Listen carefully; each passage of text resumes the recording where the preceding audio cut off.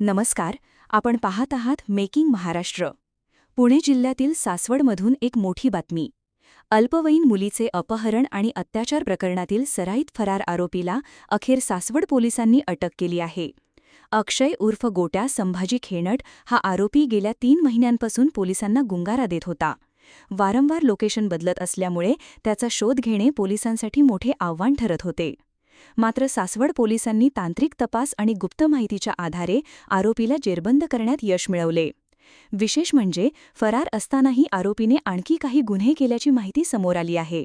या संदर्भात सासवड पोलीस स्टेशनचे पोलीस निरीक्षक संतोष घोळवे यांनी या गुन्ह्यासंदर्भात प्रतिक्रिया दिली आहे. 92/2026 BNS कलम 137(2)64 पोक्सो अशा कलमांवर एक गुन्हा दाखल होता. त्यामध्ये एक आरोपी फरार होता, अक्षय उर्फ गोट्या संभाजी खेणट. यावर अजून 2 गुन्ह्यामध्ये पण फरार आहे आणि याच्यावर 307 पोक्सो, 395 IPC असे गंभीर वेगवेगळ्या प्रकारचे 7 गुन्हे दाखल आहेत. हा आरोपी जो आहे याच्यावर मोका अंतर्गतसुद्धा गुन्हे दाखल आहेत. मागील 3 महिन्यापासून हा फरार होता. काल सासवड पोलीस स्टेशनच्या टीमनी त्याला शिताफीने पकडलेला आहे आणि त्याला आज कोर्टात हजर केलं होतं. अजून 2 गुन्ह्यामध्ये पण आम्ही त्याला अटक करणार आहेत. असा गंभीर गुन्ह्यातील आरोपींवर यापुढेही आपण वेगवेगळ्या प्रकारची कारवाई करणार आहोत आणि त्याच्यावर तो कसा जास्तीत जास्त जेलमध्ये राहील या पद्धतीनं प्रतिबंधात्मक कारवाई आम्ही त्याच्यावर करणार आहोत. यातील हा जो आरोपी आहे अक्षय उर्फ गोट्या खेंगाट हा मोक्यामधील आरोपी आहे. याच्यावर पूर्वी मोका अंतर्गत गुन्हा दाखल होता.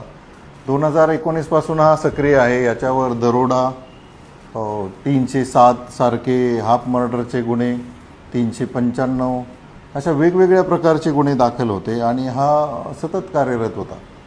याच्यामध्ये आमच्या सासवड पोलीस स्टेशनचे PSI गोडसे यांच्याकडे हा तपास आहे. परंतु या आरोपीला WPSI जे आहेत अर्चना पाटील त्यांच्यासोबतचे आमचे police constable Londhe, police constable Shinde आणि पोलीस हवालदार किवळे यांच्या पथकाने काल शिताफीनं ताब्यात गेलेला आहे. ॲक्च्युली तो त्याच्यावर मागावर असताना तो उसामध्ये पळून गेलेला होता, परंतु त्याला कॉर्डन करून ताब्यात घेतलेला आहे. अशाच ताज्या आणि विश्वासार्ह बातम्यांसाठी पाहत रहा मेकिंग महाराष्ट्र.